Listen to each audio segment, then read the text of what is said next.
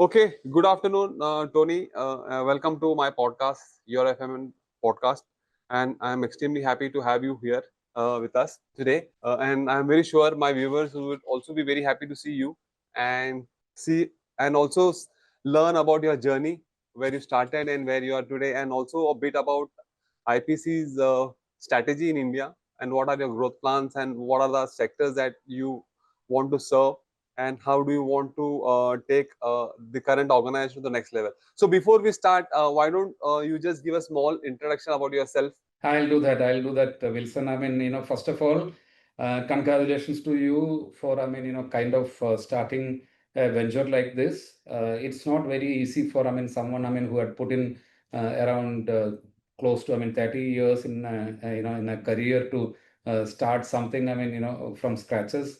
And as a very, very new concept, I should also congratulate you, appreciate you for the courage that you mustered in coming out with a platform like this. At this point in time, it might look as a concept, to most of the kind of industry, but this is something which I feel, there have been a crying need for something of this sort, because in the there is someone, who can work as an aggregator, who can make a platform which can be a one-stop shop for the industries to really look up to, be it manpower, be it material.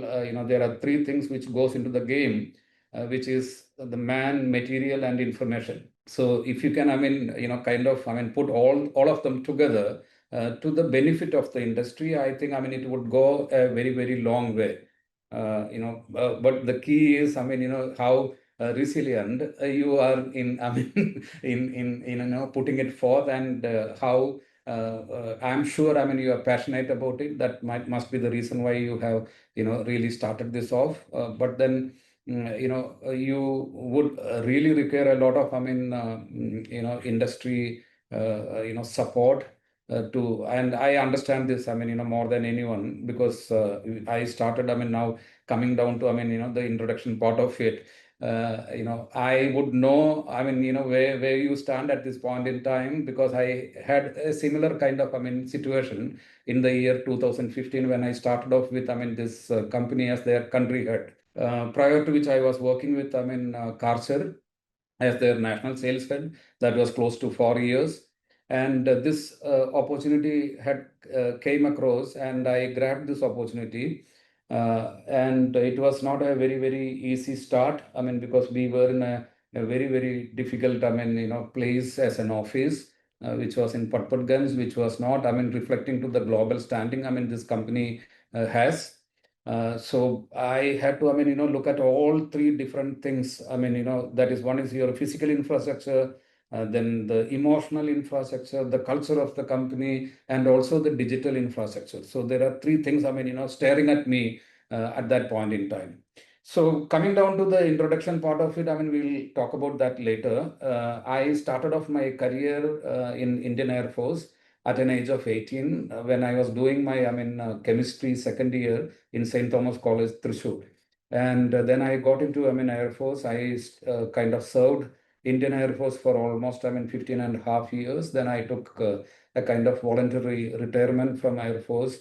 I was doing my IAM at that point in time in sales and marketing. So when I joined Air Force, I was not a graduate.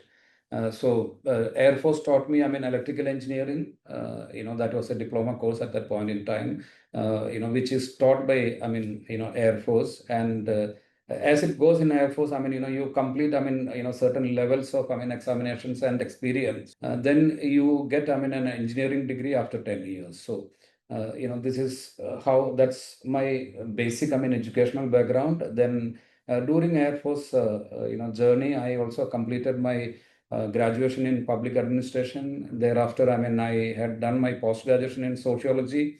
And, during the service, I joined, IIM for their sales and marketing, because, from, one thing what I figured out, during my, course of my career, that, though I am an electrical engineer and I love what I do, but my passion lies in something else. And that's the reason I thought I should, pursue something in sales.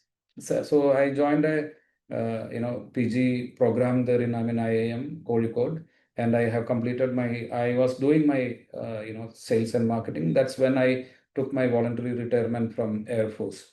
That was in the year 2005 March, and April I got into a company which was an offshoot of Control Infotech, which is a company based out of Bangalore, run by an IITN. So I joined in a field which is similar to my experience because I was into power generation and power automation in Air Force. So I got into a product which was biofuel, kits for replacing liquid fuel with natural gas. So that's how I started off. I stayed in that company for almost 14 months. Then I joined Aravind Mills into their telecom division in Vadodara, in Baroda, because that was where I took retirement from Air Force. So I was based out of Gujarat at that point in time, and then I stayed with Aravind Mills for 5 years. I joined into their voice division initially. Then they promoted me and sent me to Delhi as their North region head. And then additional responsibility came. After say 2 years, I was given an additional region which is East. So I was looking after two regions for Aravind Mills Telecom division, which is known as Arya Omnitalk. And that is when I joined. After almost 5 years with them, in 2011 I joined Karcher as their national sales manager, and I was there for almost close to 4 years. 2015 I joined this company as their country head, and in 6-7 months they promoted me and took me to the board as a managing director of the company, and I am here for last 10-11 years now. And last year my territory, my area was enhanced because I was given the responsibility for the subcontinent, where you have Bangladesh, Pakistan, Burma, Nepal, Maldives, Sri Lanka, all that comes under now the Indian business unit. So that's been my journey. As far as my journey of 36 years are concerned, because I started off in the year 1989 with Air Force. Yeah. What an exciting journey you had, from Indian Air Force to then service, then now to a company which is also into product and also service. Like, because IPC is also into product, right? And also in service. IPC is generally is an OEM. IPC is again an Italian manufacturing company who is probably the number two largest in Europe, and their bread and butter comes from OEM. They manufacture. They do a lot of private labeling. So they manufacture products for almost 65 brands across the world. And in 2017, this company completely bought out by Tennant. Tennant in itself is a company which is started off in the year 1870. So it's a 155-year-old company as of now. And this is also traded across various stock exchanges across the world, including New York Stock Exchange. So it's a public limited company.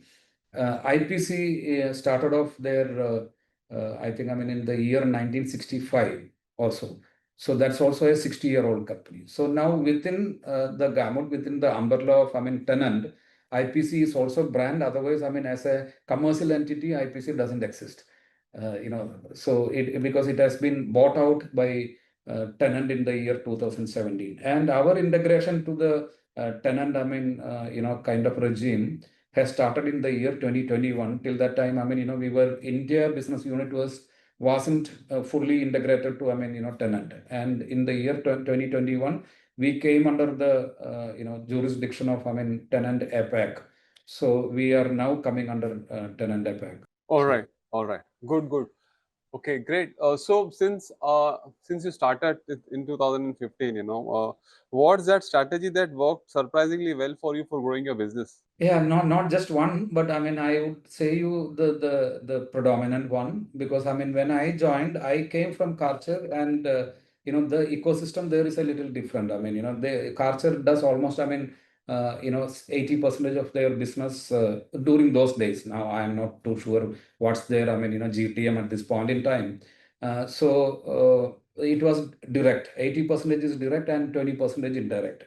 Whereas, I mean, when I came here, I mean, it was completely the other way of, I mean, doing things. IPC was not a non-brand, across the country. Not many people, including me, I never knew about an, brand like IPC when I was there in Karchal.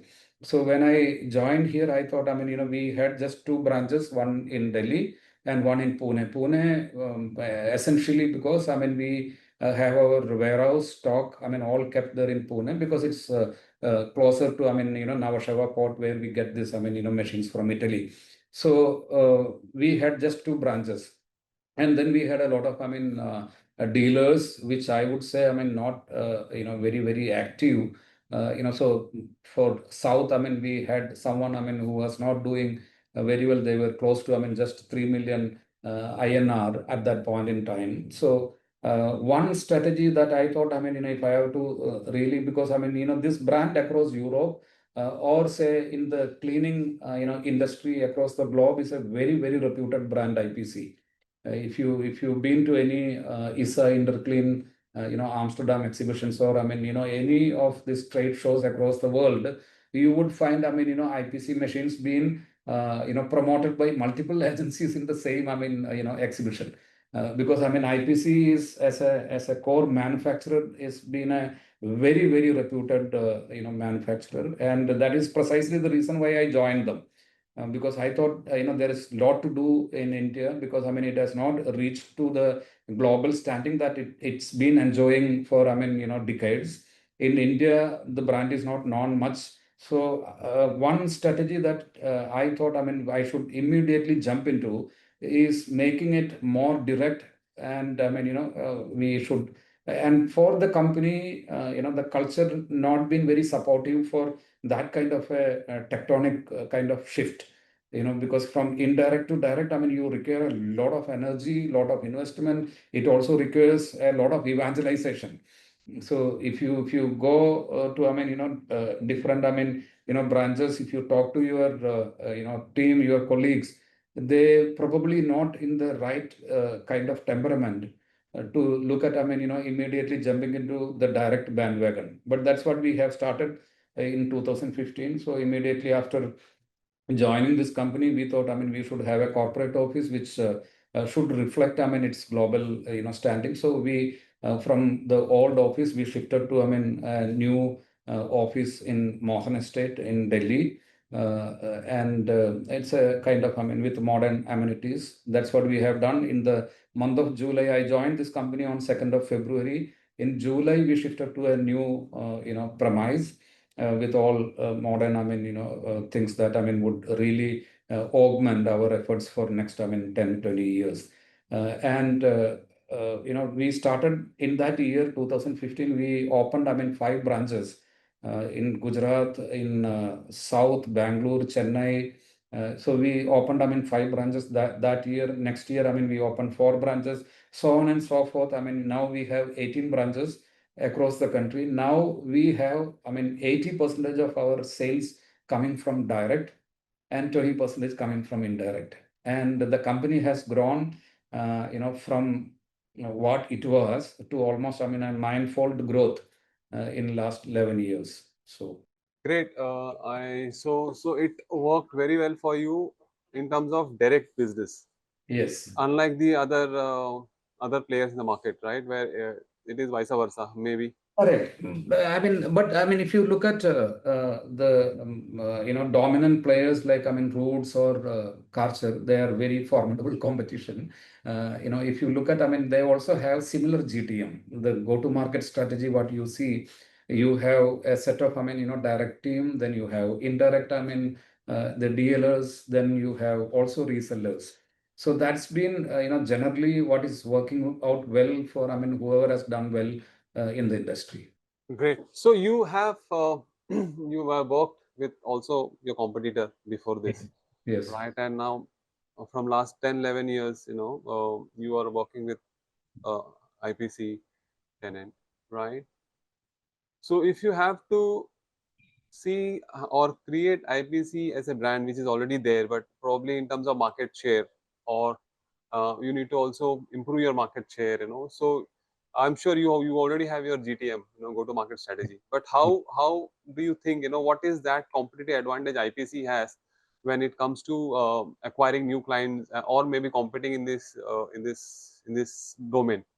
If we go by, I mean, the basic thumb rule of the academic way of approach, that is your segmentation, your targeting, your positioning. There are one or two areas where we were not doing, I mean, very great in terms of, I mean, our reach, which we have, kind of, I mean, improved over last, I mean, 10, 11 years, from 2 branches to 18 branches. So we are very closer to, I mean, the end user and customer, which is otherwise not the case with, I mean, IPC worldwide.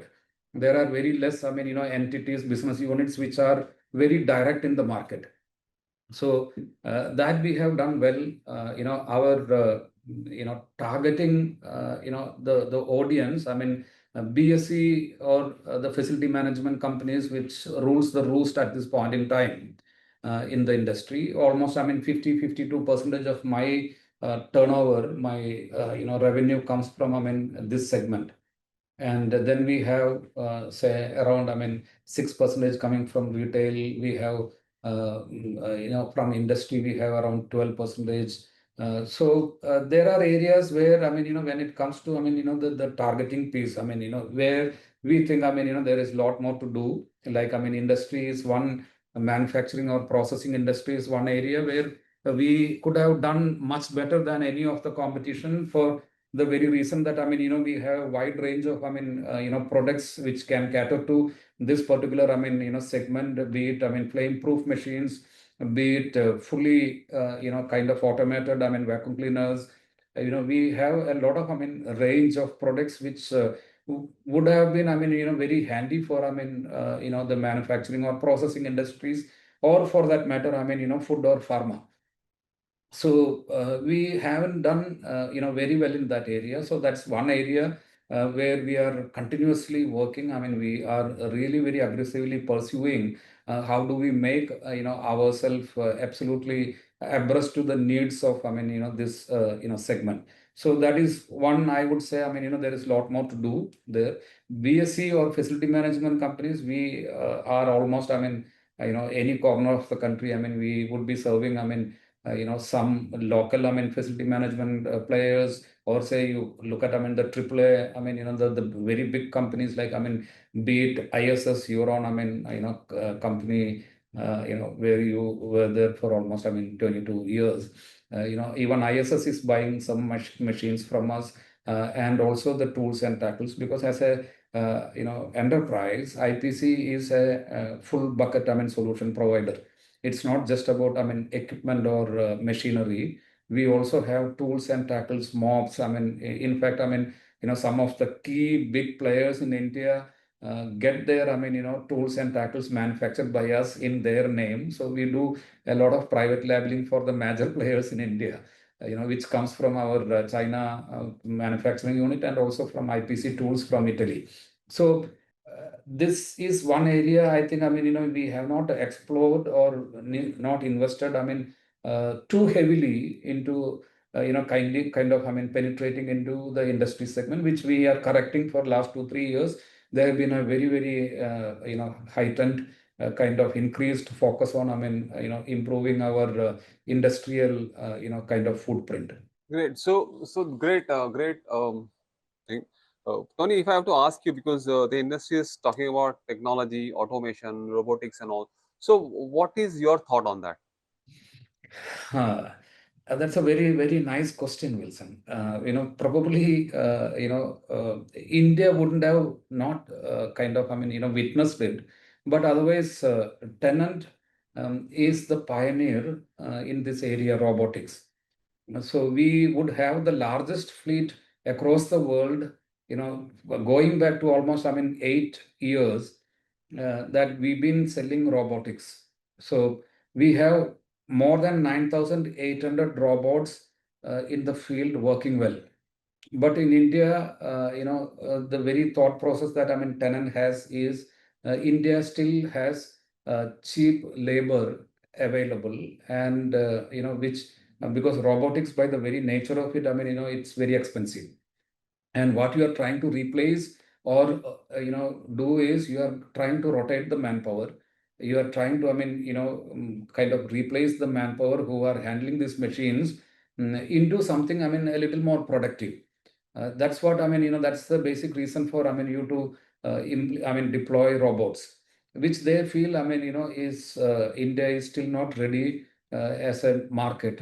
You have certain, I mean, pockets where people are buying robots. I'm not, I mean, denying that fact. I mean, like some airports here and there, some industries, but this is not very rampant at this point in time. And when Tennant does things, they do it very, very systematically. They do it, I mean, in a very, very concrete way. So all our robots are with the brain. Brain is the, kind of software. So brain is one of the most reputed in the world when it comes to, I mean, robots and the software. So it also requires for infrastructure. It also requires a lot of investments, and the return on these investments, I mean, as per, I mean, brains, kind of analysis assessment, it is going to take, I mean, at least next 4 years. But having said that, we would also be looking at, I mean, introducing a little more economical robots. I don't know whether you have read. We have started our association with the L&T Technology Services, LTTS. Last month, I mean, we have inaugurated a innovation center here in Mumbai, in Rubale. And there are around, I mean, 40 people dedicatedly working for, I mean, our innovation. It's a off-site development center for, I mean, Tennant worldwide. And that's in our country. The very reason for this is, we are looking at, I mean, bringing about, I mean, innovative solutions and products at a localized, I mean, price. So their brief is very simple to, I mean, kind of localize the motors, localize, I mean, the software, localize, I mean, whatever goes into, I mean, making these fantastic machines, but in a very economical, acceptable, I mean, price point in India. That's what the brief that, I mean, L&T has. And you would be surprised to know that, I mean, the spend that, I mean, we are doing for this activity is more than my turnover. In a year, whatever is my turnover, our expense for, I mean, this L&T, association for this innovation center is actually higher than my, turnover per year. So that's the kind of, I mean, investment we have taken up with a very simple objective that, I mean, we should be in a position to bring about, I mean, innovative solutions at a local price. Exactly. I think by the experience of IPC and also the virtue of being in India for so long, probably by now you would have also gauged the Indian market and the mindset, because most importantly, when you move to new thing or new product, or if you want to bring in new product, there should be a mindset change and also a behavior change, right? Which has to happen. So Yes. either you create that need in the customer, then you sell it, or then the otherwise you sell it, then you start creating the need, which doesn't work. If you sold and the need is not created, then it doesn't work well, and then there is a trust issue that people will say, okay, you've sold me, but it is of no use to me, right? Correct. Correct. So good to know that. Probably that I read that L&T innovation, I think that it was also on the LinkedIn, which I Yes. Yes. saw some pictures also Yes. along with the team. Good.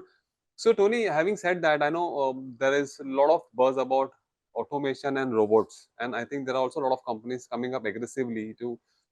So it is also works. So it is also started. I will say India is too far, as you said. The labor market is so cheap in India. Why would someone invest now for, and the ROI if the people want it today as of now? You know what? So commitment also sometimes become little dicey. How you commit the ROI, right? So people would think, probably it will give you within a year, 2 year, but no, it's a long journey, and there is a patience time also to see the ROI. So having said that, where do you think the industry is heading towards future now, Tony?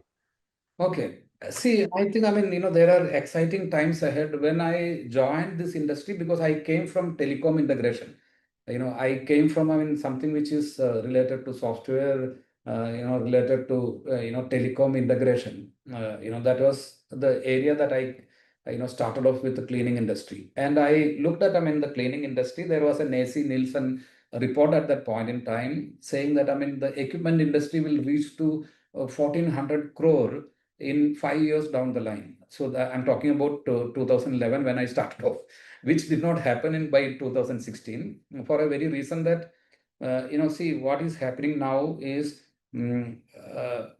for someone to, invest into mechanization in cleaning. Cleaning is not still taken as one thing, which is, the primary priority, somehow. And mechanization in cleaning is, people immediately compare with, the labor that is being deployed, So what's happening is we have a growth of, 6%, 7%. Our GDP is growing at 6 to 7%.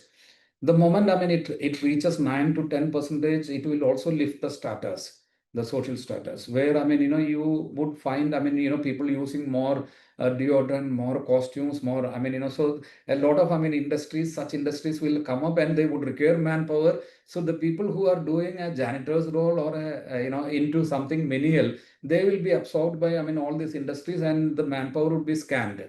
And in your state, in Tamil Nadu, if you look at, it's very difficult to get, janitors.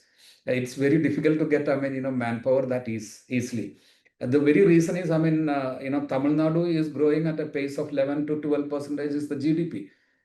We find, a little difficult to, get even people joining cleaning industry as salespeople or sales professionals. So, wherever the states have done well in terms of, per capita income or in terms of, GDP growth, look at, Kerala. You sell, maximum, domestic, do it yourself kind of cleaning machines in Kerala, in Jaipur, in Chandigarh. These are the places, 4 or 5, cities or states where you are selling a lot of, domestic equipments, domestic machinery for cleaning. The very reason is you don't get a domestic maid. In Kerala, we, my in-laws spend around 400 rupees per day for washing their car. Per day, I'm talking about. In Delhi, I get my car washed at 700 rupees per month. A boy comes, every day. So, I am not compelled, forced to use a cleaning machine. But then my father-in-law asked for a high pressure machine for him to, do it himself, because he, even after paying 400 rupees, you don't get a guy to, wash your car. So there I had given a high pressure, because he is forced to use a high pressure jet to clean his car, to wash his car. Whereas I am, being, the managing director of a company which sells, cleaning machines, I'm not using a high pressure machine because I'm not been compelled to do that. So this will change the moment, the people get, better jobs. They will get absorbed by industries. And for that to happen, we should grow as a country. We should grow at, 9 to 10% year on year. The moment it happens, the Eureka moment will happen in cleaning industry also, because you look at the mobile phones. When Reliance taken out, 501, 501 rupees, with a slogan that, kar lo duniya mutti mein, and people have almost, everyone has jumped into mobile phones. Every guy who was even selling fish on his cycle, also used to, kind of, they also started using mobile phones. That same situation will come into cleaning industry, because, it is very, very generic. The products are very generic. Vacuum cleaners, high pressures, every household would require one. And that will bring about a cultural change. Today, what is happening is, most of the facility management or admin managers in major facilities would not know a lot about, cleaning mechanization, because they have never been used to. They are there because, they been handling the admin or facility for some time. They are not compelled to learn more about, mechanization. They're not been, kind of habituated in using cleaning machines. This situation will change. And the moment, it changed to a country like, 1.4 billion people, that's going to be exponential. That, you would find a kind of, a blast where, everyone is kind of, I mean, flooded with, I mean, sales. That is the time you would also find a lot of, I mean, domestic players will start manufacturing. Otherwise, I mean, what stops Reliance or Godrej or Tata's to manufacture cleaning machines? Because there are no economy of scale at this point in time. Otherwise, I mean, they all would have, I mean, because these are very, very generic products. And, just look at, I mean, every household in an urban, area of a state uses one vacuum cleaner for, I mean, their, cleaning purpose, domestic cleaning. The numbers would be in crores. Whereas as a country, we are importing 120,000 professional vacuum cleaners. That's what I had just seen the import list, and I was wondering, I mean, our imports of professional vacuum cleaners, because we are not manufacturing professional vacuum cleaners in India, except for, I mean, one or two pockets where, some industrial vacuum cleaners are being assembled in Coimbatore or in Pune or in one of the, I mean, a couple of the cities.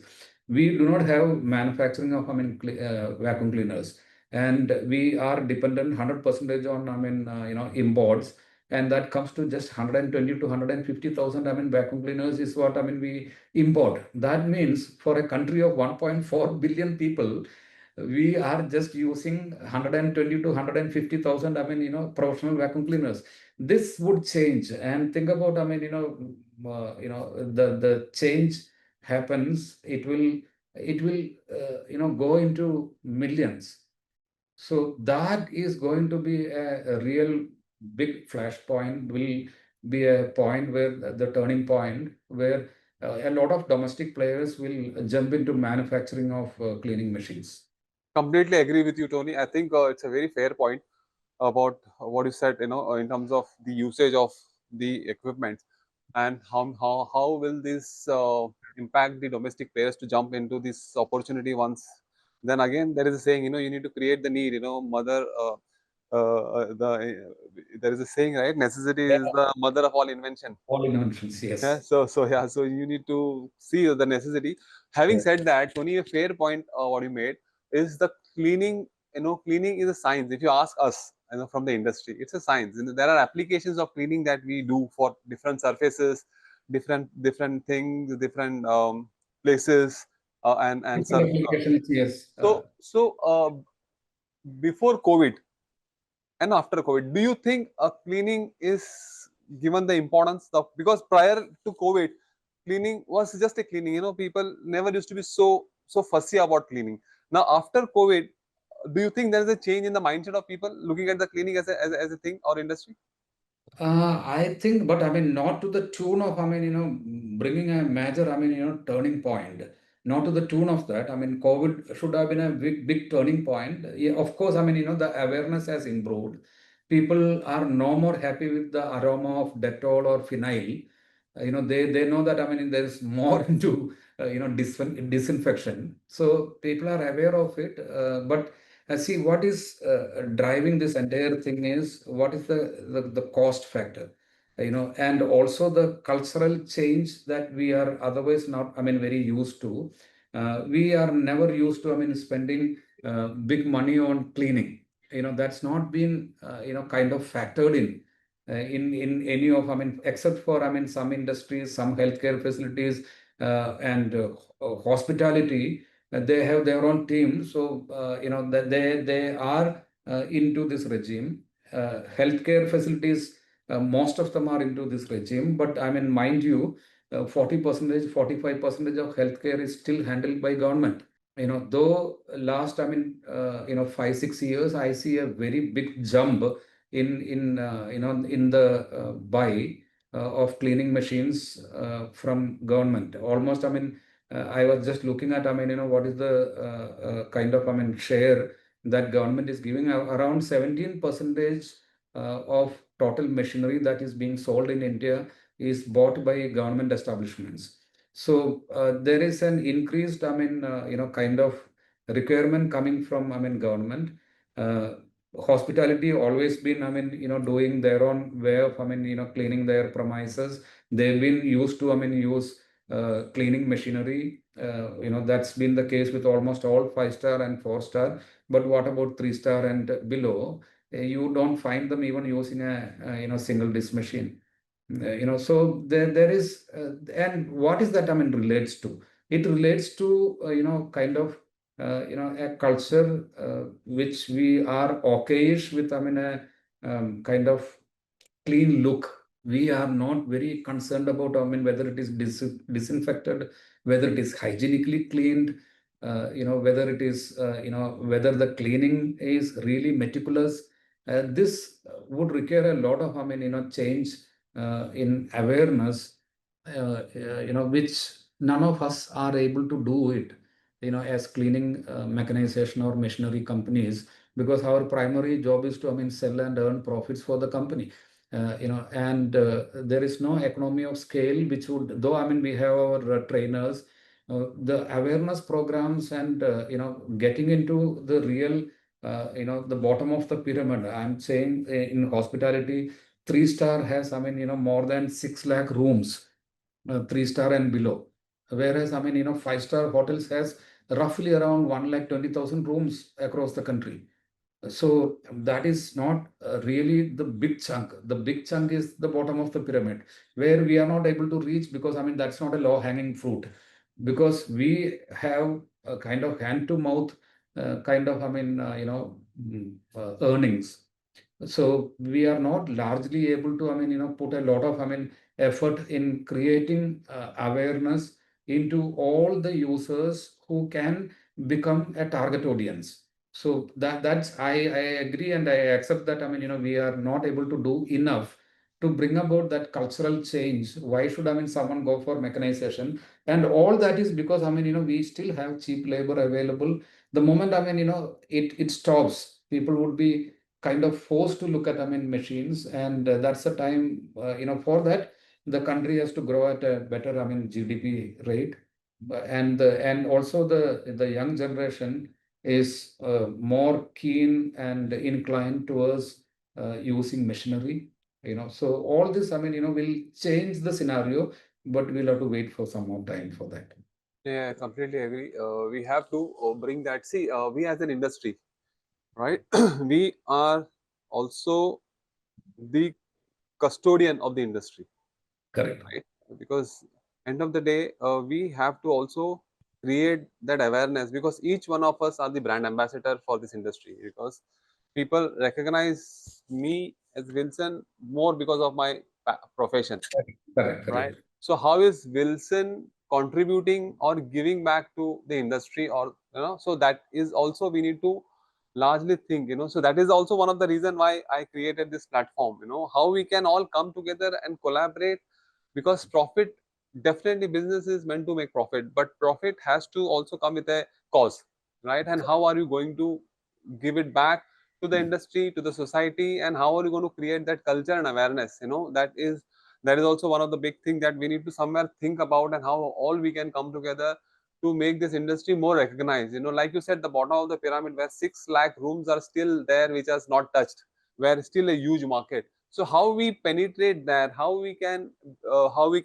bring that awareness there, what is the source or the medium or the channel we can get through them. We need to also think like that. That is one thing. So you touched upon one point, Tony. You remember you said, Chennai, where it is growing 10 to 12%. I am not getting people. Talent is becoming a little difficult. So how are you being able to handle this shortfall of talent and then demand? How are you addressing this as IPC, as a company? Yeah, it's a tough situation, Wilson. I would say, there are people hopping from one company to another company. That's what is happening now. Someone who has worked with me, been hired by my competition, he stays there for 2 years, he jumps into another company, so he does this, rotation. And 6, 7 companies, he is able to spend, some 20, 22 years. But what is happening is, there is a real lack of, enrichment, in the existing manpower, and not many from other industries are willing to, join cleaning industry, because, they still have this mop and bucket concept in their mind. Once we talk about, the cleaning industry. people immediately connect it to, I mean, mop and bucket, and they think that, I mean, it is something which is a little inferior to do. So, we don't get, I mean, good sales professionals. And my experience in taking people from other industries not been very encouraging, because, I mean, they stay here, they take, I mean, at least 1 year's learning curve. And, I mean, once they spend, I mean, 1 year, it is also a little frustrating for them, because they are not able to bring about, I mean, high revenue, which is otherwise a change from, I mean, how they live their professional life. So they find it, I mean, the ecosystem not very, supportive for them to really bring about good results. So they leave after 1 year.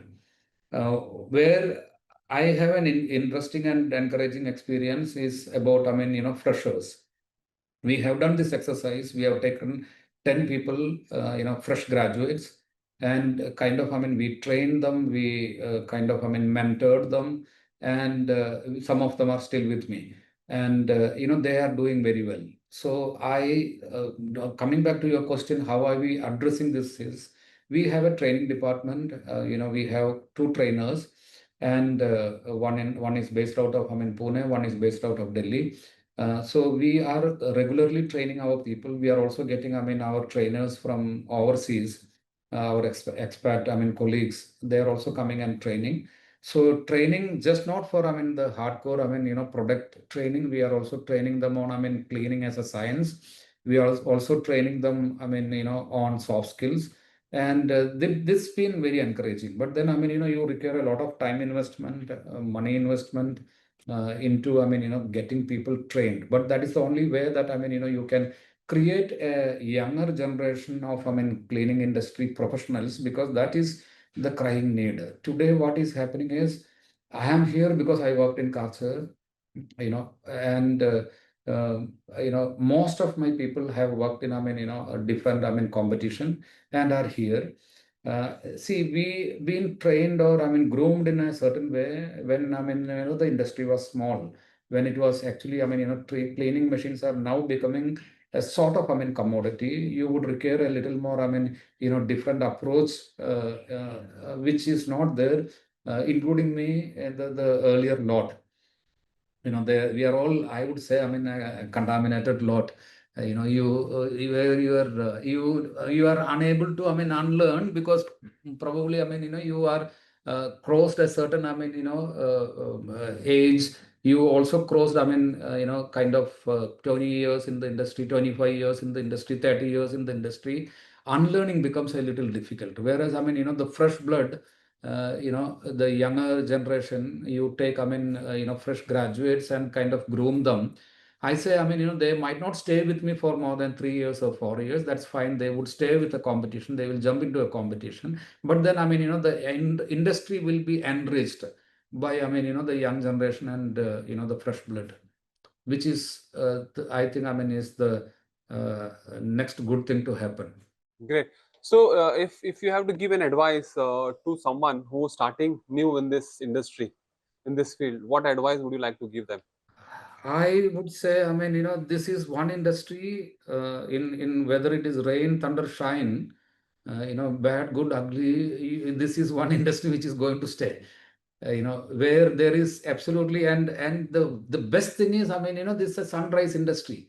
It is still in the nascent stage. It is still in the induction stage in this country.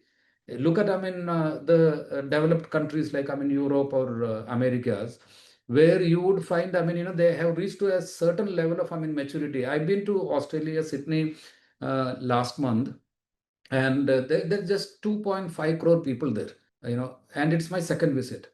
And where Tennant is the market leader there. Tennant machines are all very expensive premium machines.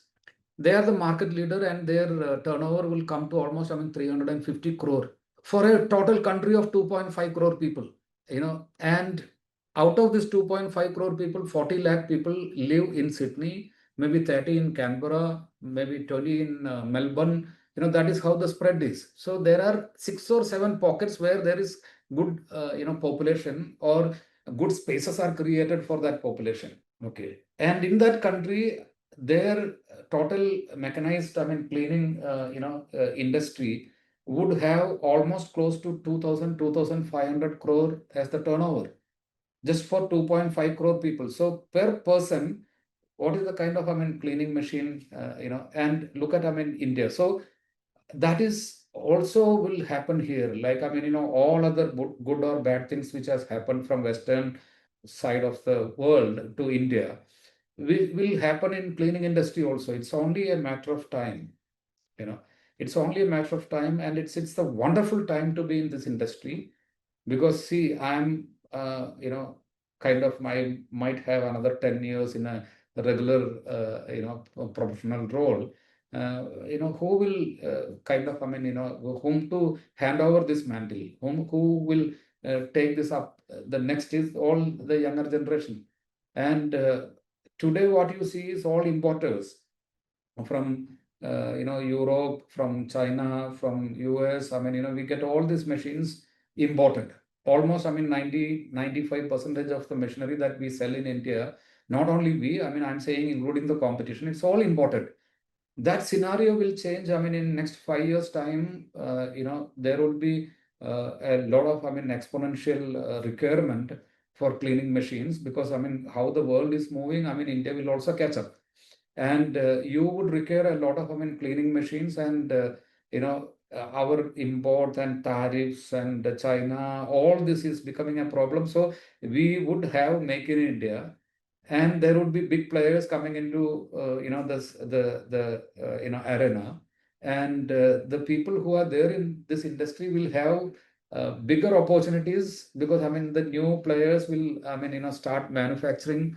The very Indian companies will start manufacturing, and the professionals from within this industry would be absorbed by the new players. And so I see a lot of, I mean, brighter future for, I mean, the professionals in cleaning industry.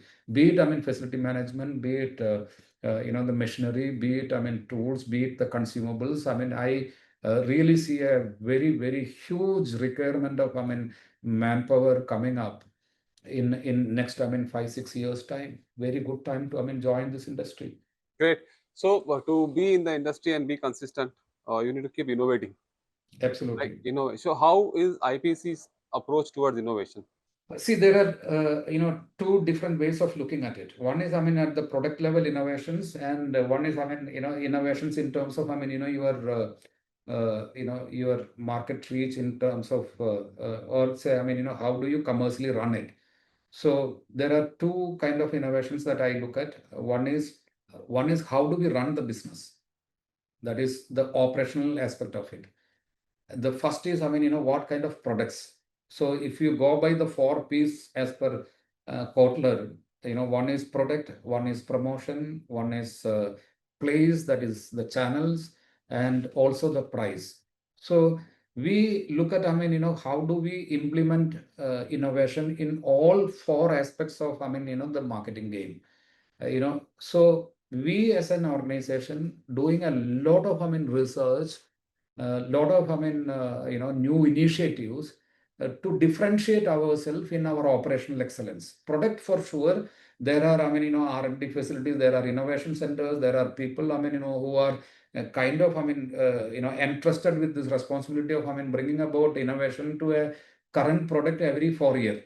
So every product that you see, you will find, I mean, the product had gone for a major overhauling. It had gone into the next, I mean, generation equipment in 4 years time. So that is happening. That is not my cup of tea. I am not someone, I mean, who is interested with, I mean, product innovation. So that is at one side which is happening from the company. And there are a lot of new products that, I mean, we have launched. We have launched, I mean, ec-H₂O, that is just by pure water you can clean the surfaces. You don't need to, I mean, there is no need to use chemicals, which also goes as a sustainability kind of initiative. So then, so there are many products. We have products which is a sweeper cum scrubber. We have small space, I mean, scrubber dryers, which are 5 liters, but can go under the table, go under the chair, which is very handy for in a school or a cafeteria, or so there are chemical free cleaning. We have, I mean, steam cleaners which can even give you up to 10 bar pressure, which is great for, I mean, pharmaceutical and food processing industries. So there are innovations happening at the product side, which I am not the person who, I'm only supposed to give them feedback. What would be the next generation equipment that you are looking towards or looking forward to? This is what my role is when it comes to the product innovations. But operational excellence is something that, we feel there is a good and great scope of, doing innovations. In operational excellence, we have a thumb rule: whatever we do, speed, flexibility, and responsiveness are to be the key attributes of, whatever we do. Because operational excellence will come from, these three major things. That is, what is your speed? Whether your speed of, proposing your speed of, doing a site survey, speed of your delivery, speed of your service. So whatever, every aspect of, your game, whether it is being kind of, paced in a way where you can have a differentiating advantage in the market. So today, if your company, a steel company, ISS gives us an order in the morning, we are able to dispatch the material by evening today. Okay, and it reaches by the best of, transporters to the delivery point. The moment, it reaches there, within 8 hours, you get a guy to, install it. So every aspect, every, block, every, step in the process been mapped, and we are trying to, bring about technology into the game, so that, you have a kind of footprint, a trace of everything that you do, so that you are able to iterate whenever it is required. So operational excellence is identified as, one area for our company here in India, as which will, really create a differentiation, because price points are no more a differentiation. Today I sell it at a price. Tomorrow, my competition says, oh, I'll give it at 5,000 rupees less, buy my machine. So price is very, very relative. Product features, of course, a country like India, we can sell products on features, but it is not a very discerning market at this point in time, where a customer is able to distinguish between the difference between an X product and a Y product. What is the distinguishing features, and whether that really works for him in a better way, in a very tangible way, is not been apparent or not been very palpable by the end user. So features are not something, which will differentiate. Though, they will differentiate. It's not the deal clinching, kind of differentiation. Uh, then comes to, so I talked about product, price point. Then what else would actually, help people to, take a decision in your favor? That is ease of doing business with you. Say you place an order, you wanted to, consult a particular, site related issue with, some of my team, whether they are available at a call, whether they are ready to come, whether they are ready to come on a Saturday, whether they are ready to come on a Sunday. Recently, we had one of the mall guys, coming to us saying that, they want someone to be there from 3 o'clock in the morning to 6 o'clock in the morning. That's the time they do the cleaning, work. So whether you are flexible to orientate yourself to the needs of your customer. When I say customers, that also includes our internal customers, not just, the external customers. So whether you have that flexibility, whether you have that speed, whether you are having the responsiveness which is required for your customer to place trust on you, all these three things will bring about operational, excellence. And operational excellence will become the cornerstone for ease of doing business with you. So this is what we are trying to, innovate in every step of our game. Great. So, Tony, one more thing is when you talk about the differentiation point, price cannot be the always the differentiator, but is also the after sales service, right? That plays a very important role in market like what IPC is. Once the product is sold, how do you do the after sales service, and how economical is that? Secondly, how flexible you are. Third is the availability of spares, right? And also the agility to get that space. So how is IPC equipped with after sales? Okay, fine. So, you touched upon a very, very, important point. Because this is where people really would like to know what it takes to, give a good service support, good after, sales support. there are three major things. One is, as you rightly said, the availability of spares or consumables, or whatever, goes into a machine for its, successful operation.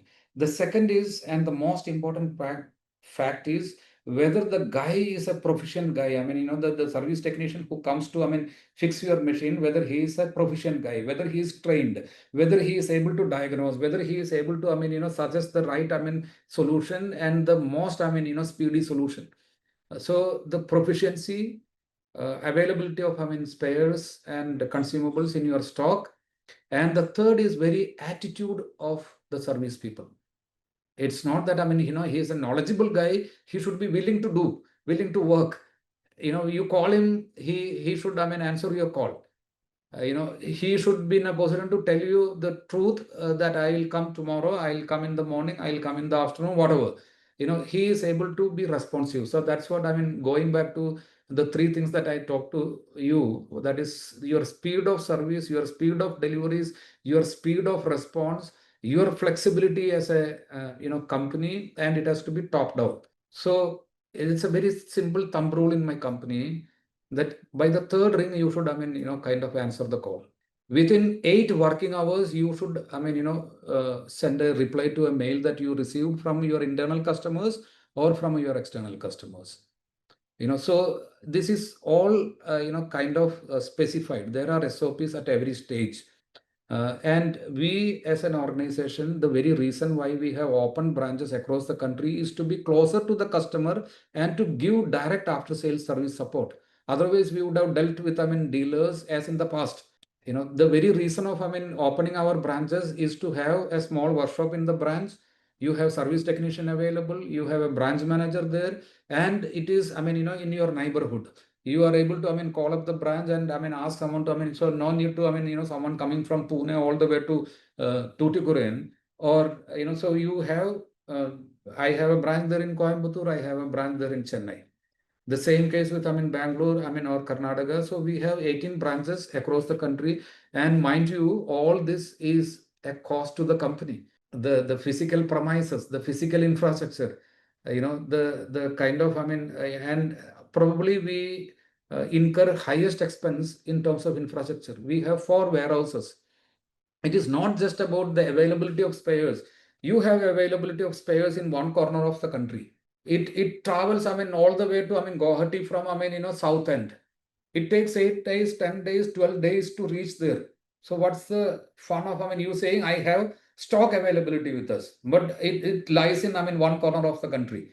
So that is precisely the reason why we have 18 branches. All these branches will have a store, and they will all have, the fast moving parts, consumables available in this stores. So that is how we ensure the availability of, parts and consumables. I have almost close to, 10 months stock to live up to my, parts and consumable sales. That is the highest, which is very prohibitive.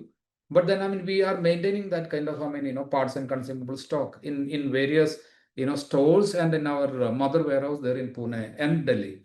So that is the first question that you asked about, availability of spares. The second is, whether your team is knowledgeable or proficient.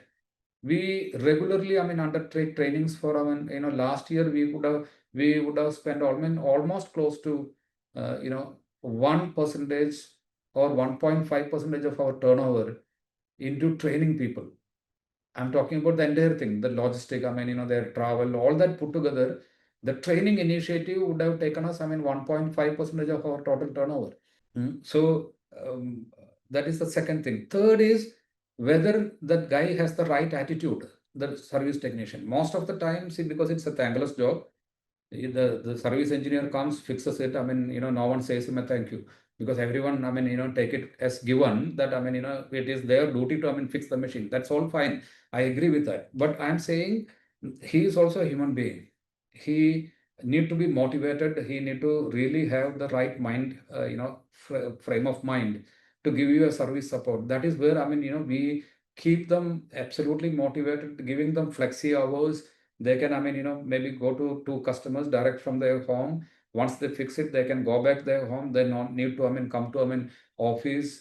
Then, if they work on Saturdays, we give them compensatory off. We give them, very, better, I'm saying, as per the industry, thumb rule or standards, the guys get better salaries here. And then we also open up, possibilities for them. Like, our Coimbatore branch manager, been a service guy. We have promoted him as a branch manager, and that's the same. We will be doing in other, areas, so that they are not a class where they feel that may I do whatever, job with whatever sincerity, my growth is limited. So we are breaking that barrier. We are, kind of taking that out, so that they know that I do a good job today, I can really look up for better growth in this company. So this is how we are ensuring that the guy has the right attitude and the customer centricity. Great. Good to know that, Tony. And it's great that you have that culture, that looking at talent and how you are also giving a career progression to talent within the, because that is where the motivation starts, when you promote your internal talent rather getting talent from outside. That So, also gives a very good feeling to the team, and also uh, keep them motivated, or rather going outside a company. Now, coming back to the last question regarding the organization, what is IPC's vision for the next 5 years? see, we would like to be, kind of number two in the country, as far as our sales numbers are concerned. We are currently, number three or maybe number four. I'm not too sure. So this is what we want to, achieve in next 5 years. Our vision 2030 is to have, the tenant, portfolio is also growing into its deserved position in next 5 years, and our IPC, product portfolio is also having a growth which should, help us to realize our dream of, reaching to 200 crore in next 5 years time. That is what we are kind of, progressing well on. Uh, that's one. But more than that, the very purpose for which, we are, here as a company, it is not just about the numbers. More than the numbers, how we can be partaking, the story, the cleaning, efficiency in the country, how we can, be part of, the major role to bring about better, sustainable products which will cause lesser harm to the environment. That is one. Second is, how can we be part of, the country's journey into a better hygiene, better clean, future. So that is where we really would like to, contribute in whatever way. And one step towards that is, we are also undertaking training programs for, various agencies, including, government, to improve. One is, awareness about, clean and hygiene, environments. So this is also as a part of, our social responsibility, as a larger purpose of, being, playing into the role of a steward, a stewardship, is what, we are also looking at in next 5 years time. Great. Profit with a purpose. Absolutely. Great. So therefore, Okay. it's not just the numbers, it's also, Yes. there is a larger purpose for which, we are here. Great. So, Tony, we spoke about too much about IPC. Now, if we just take few more minutes to talk about Tony as a person, right? Yeah. So, Tony, what is your take on leadership? Uh, I would say, you would have heard it, many a times. I come from, about servant leadership. And people talk about servant leadership. I don't know whether they walk the talk. Okay, because many people say it for, because it is fashionable to talk about, servant leadership. How many of us are really, other than the curiosity part of it, we are very serious about, hand holding, mentoring people, understanding, the gaps, understanding the training needs of people. How many of we look at, creating leaders, is something, which not been great during my, corporate tenure. We talk about it. I mean, we just for the heck of it, but not been very serious about it. But in Air Force, I mean, if you look at where I come from, that's a completely different, I mean, ecosystem altogether.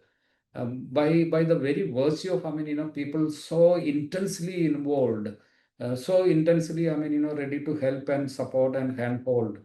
Anyone, I mean, you would also have neighborhood, I mean, soldiers. You would see them as, I mean, they have into their full blown adulthood in terms of, I mean, their professional life. You would find them as very matured individuals. They can handle, I mean, things. So how can our industry or any corporate, I mean, can boast of, I mean, the bottom of, I mean, the last mile is also getting matured, is also getting, I mean, nurtured, and I mean, kind of, so that ecosystem is not there. So my endeavor in my organization, I cut across, I mean, and I talk to, I mean, almost everyone in the company, because I think that, I mean, that's what I learned from Air Force also, that, I mean, you need to be really grounded.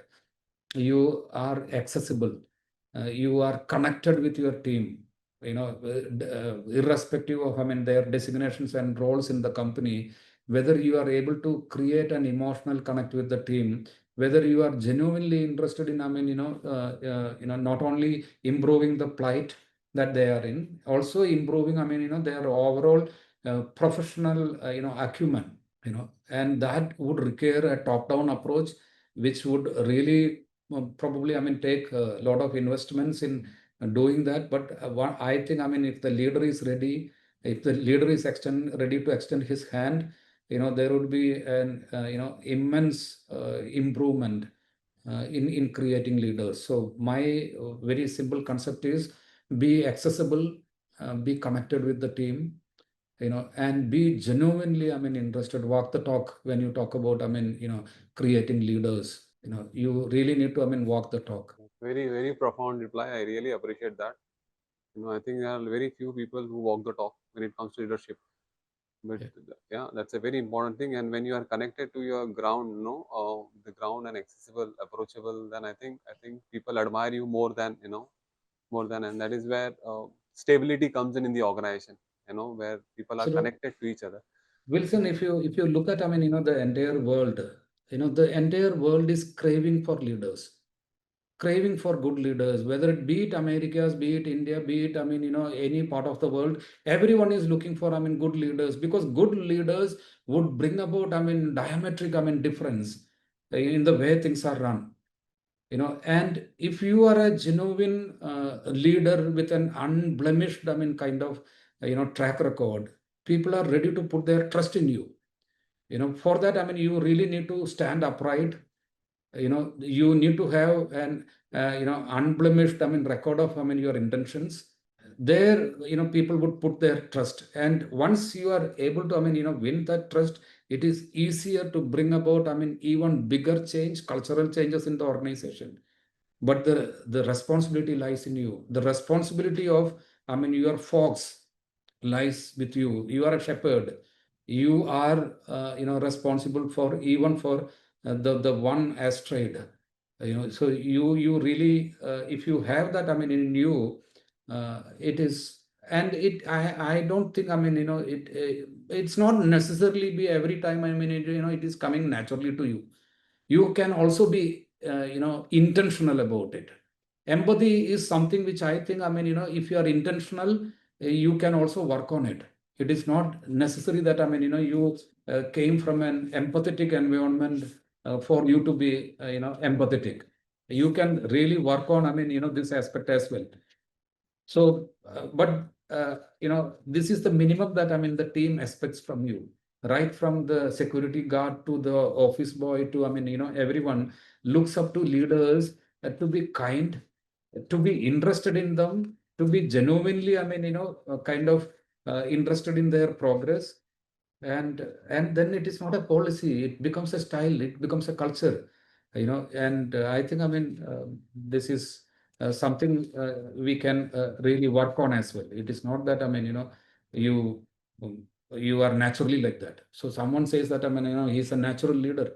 There are some people who are very intentional leaders who can, it is not just intuitive.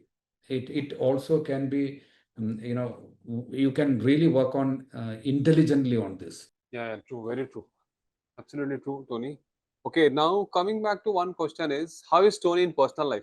Personal life, I mean, I hardly get, I mean, a lot of time for my personal, I mean, affairs. The me time that I have it in the morning, I go to gym, and that 1.5 hour is mine. Okay. Then I come back, I get ready for office. I reach home by 7:30, 8:30. That's a kind of, I mean, I spend some time with, I mean, family. I read a little bit. I read at least, I mean, 12 to 15 books in a year. That has come down. This was otherwise it was a little more, earlier days when during my Air Force days. I used to, I mean, kind of read at least one book, every 15 days. Now this has really come down, but I try to read, I mean, 10, 12 books in a year. Then I sometimes I go for playing badminton. Okay. So yeah. So, which is your favorite book? If you have to give people a suggestion about one of the book that had a profound impact on you, so which is that one book? I would suggest, I mean, reading Subrata Bakchi's, I mean, Go Kiss the World. Ah, For every professional who is starting their life, it would become a kind of, I mean, leading light. It will also give them, I mean, because we are all confused. I mean, many a times, I mean, we feel, what is the right direction? How do we look at it? So maybe people in the early careers, I would say, I mean, if you're interested to read books, I mean, regarding, I mean, corporate life, then this is one nice book, that is Subrata Bakchi's, I mean, Go Kiss the World. Go Kiss the World from Subrata Bakshi. Subrata Bakshi. Subrata Bakshi is the person who is the founder of Mindtree. And for senior level leaders, I would suggest, I mean, one more book from Subrata Bakshi, that is Elephant Catchers. That's also a very, very nice book. And if you are interested in, I mean, history, you can also look at, you all know Harari, the Sapiens. You will also get, I mean, that's an interesting read. If you are a fiction or novel buff, and if you are someone, I mean, who is attempting to write books, I would suggest, I mean, you read Arundhati Roy's God of Small Things. Okay. For it's a very beautiful craft. And if you are looking at, I mean, motivational books, maybe, I mean, you can try out Stephen Covey, the Seven Habits and stuff like that. Yeah, yeah, yeah. Yeah. Agree, agree. Okay, so you said you play tennis, sorry, Not badminton. tennis. I mean, it is, badminton. Badminton. Then you also have go to gym. So you also, I think, fond of health and giving health also a priority for you. Probably, I think so. Yeah, I mean, that's again, I mean, I'm saying no choice. If you have to, I mean, be talking almost, I mean, I was just looking at, I mean, what I do generally in the office, I talk from, I mean, morning till I go back. I mean, I will talk to, I mean, maybe to finance, maybe to, I mean, HR, then to, I mean, my service team or to my sales. In most of the time, I find myself talking. You require a lot of energy because, I mean, talking is something that, I mean, you need to be coherent. You need to, I mean, kind of consolidate your faculties. You need to talk sense. So that takes a lot of, I mean, energy. And then you can't afford to be a little, gloomy. You always need to be exuberant. I mean, your team would like to see you kind of, I mean, chirpy, pleasant, and you got to be, available for them at any given point in time. So you need to have energy, and that energy will come from only a body that is kind of, I mean, physically, agile. I'm saying there is no other option. You got to keep your body all right because you would need it every day. So Yes, yes, yes. That is what is yours. yeah. Rest is you have acquired, not yours actually, so Correct. okay, last few questions, Tony. If I have to ask you one person who had profound impact on you, or probably influence on you, or maybe a mentor, do you have anyone? I would suggest, I mean, I would, as far as I can recall, see, I came from Air Force. So again, I mean, I think I'm repeating this many a times. I came from Air Force, so my early, about my professional life, because I was at a very tender age, I joined Air Force at an age of 18. So I looked at, I mean, many leaders, how do they, kind of, I mean, conduct themselves, how do they behave themselves, how is their, value system stands, what do they give, I mean, importance and priority to their day-to-day lives and things like that. So there are, I mean, couple of them, a couple of, I mean, commanding officers. I also had one, squad leader who was responsible for my flight, I mean, my, unit. Yes, I mean these people, and but just not one, because I mean Air Force is one place where you get a lot of leaders, and almost everyone would have some of the other, I mean values that you would like to adapt or to kind of emulate.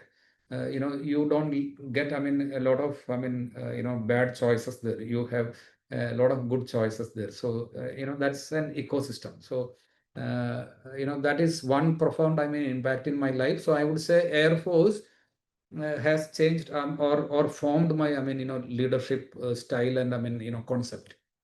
It is not just one person. Air Force as an entity, I would say, I would still look up to. The commune living, the camaraderie.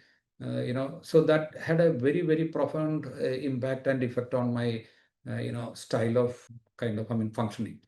And in my private life, because I came from Air Force, I did not know what an industrial area is all about. I did not know what is corporate life is all about. So I had my first boss, when I started with a small company. He was the director there in L&T, and he was my chief operations officer and who I was reporting into. He is very, very meticulous. I mean, even a mail, I mean, he would tell you, I mean, how you can maybe polish your tone, your tenor, because he knew that, I mean, I am not from, I mean, the corporate world. So he would suggest me, Tony, I mean, if you change this kind of, I mean, words into this, it will, like, I mean, make probably a better welcoming, I mean, impact. So from writing a mail to, how do I conduct myself in front of a customer. This guy been, I would say, he been my mentor, because I mean, I stayed in that company for 14 months, but that has been the, a kind of foundational, base for my corporate life. So, two people, this one is Air Force as an entity, not just one leader, and in corporate world, my first boss. If I've been thinking like this, I mean, if not for him, would I have really made it to, I mean, the, because it just took me 10 years, because 2005 I joined corporate, I mean, private, so then 2015 I found myself heading a company. So it just took, I mean, 10 years for me. And if not for him and his very valuable, hand holding, I think I wouldn't have made it. Yeah, So. okay. Good, good. You still remember that, and I think that is most important, that you remember people who have given you or taught you or maybe held your hand and finger and made you walk on that path. Okay, last question is, Tony, if you have to go back to time, go back in time, what advice would you give to a younger Tony? I would say don't be apologetic, because I mean, so 4 years of my, I mean, early, career, I've been very apologetic. I've been very apologetic about, I mean, that I could not reach to my dream because I had a different dream. Then, I was thinking that I should have done this, I should have done that. This is something which I would undo, and I will simply take up one thing, that I will passionately pursue a short-term goal. I will not worry about, I mean, I'm missing one dream. I will never be apologetic about, I missing a dream, because one dream is not, I mean, what is going to define your life. It is how good are you in short-term goals? How good are you in passionately pursuing, your short-term goals? That will define you as a character. That will define you as an individual. That's what I would say even to myself. Because now I would say I am a little wiser to that extent, after 36 years. But during my early, Air Force days, I've been very apologetic that I should have done that, I should have done this, I would have, made this, that, and things like that. So Great. Good. Thank you, Tony. Thank you so much for such wonderful discussion. I really had a great enjoying discussion with you. Lot of learning for me from you, and I'm very sure that will help me as in my profession as well. So, anything last thing that you want to convey to the audience that you think as a last message? no, there's no message. I'm not a big guy. I, uh, though I might have at some point in time, I mean, some inflated, I mean, feeling about my own existence. That is an inflated sense of self-importance, but I'm not a great big guy. So there is no message as such. I can only say that, I mean, you have started off, I mean, something, which not many people would really take up, because after 22 years, 25 years, people would generally be, retiring to, I mean, their professional, I mean, humdrum. And they would not, I mean, try to look up, I mean, taking up something that too as a something as a concept. You are not starting something into trading. You are starting a concept, and you are trying to create a larger umbrella, larger purpose. I mean, this is something which is, I would say, just not, I mean, noteworthy. It is very, very commendable. And I wish you all the best, I mean, Wilson. And I also kind of, I mean, extend all support, whatever, type of, support, whatever kind of support, whatever category of support that, I mean, you look forward. I would say not only me, like-minded, I mean, there are a lot of people in the industry who are ready to, I mean, extend support, and to, I mean, make sure that, I mean, we have good professionals, good intentions, I mean, taking shape into good solutions, because it's not just, I mean, good intentions, because always what we generally have a problem is the gap between the cup and the lip, the intention to impact, and intention is great, good, but then, I mean, when it is really, whether it is turning into an impact, whether it is turning into, I mean, something, as a benefit for all, which would require a lot of, I mean, support from the ecosystem. That's what I think. And I would, really would request, I mean, all viewers, all the people who are listening, both of us, Wilson and Swan, please support, I mean, such initiatives, so that, I mean, better things can happen. End of the day, you require better cleaning for a better world. Yeah. Thank you so much for your kind words, Tony. Really, and I hope I am able to make that impact. My intentions are really good, but the time will definitely tell. Why people like you, industry veterans like you, come out all the way to support. It will Yeah. definitely work out something better. And I'm very sure I'm not building something for tomorrow or day after. I'm building something for the next decade, right? Right. Things take time. So I hope by next decade, by within the next decade is long, but still, my initiative should start bearing fruit, and I hope we all witness that. And thank you for your time. I know it's a weekend, and you have taken your time. It's lunch time also now, so I Yeah. am standing between you and your lunch. But anyways, best Tony, really thank you for your team, and I wish you, IPC, and entire team in IPC a very successful uh, future in India. And I'm very sure you will aspire. Your aspire is to be aspiration is to be number two. You're very sure to be there very soon. All the best. Thank you very much, Wilson, I mean, for providing this platform. And it's been absolutely wonderful. And it's also been very heartwarming to talk to you. And I wish you sincerely, that you see success, very soon. You are able to, I mean, kind of make the impact that, I mean, you really wanted to create, soon. And your journey becomes, I mean, shorter when it comes to, I mean, success, and your journey becomes, I mean, more sustained and longer when it comes to, I mean, solution which are experienced by the audience that, I mean, you trying to address. Thank you, Tony. Thank you so much. Bye bye. Bye. Take care.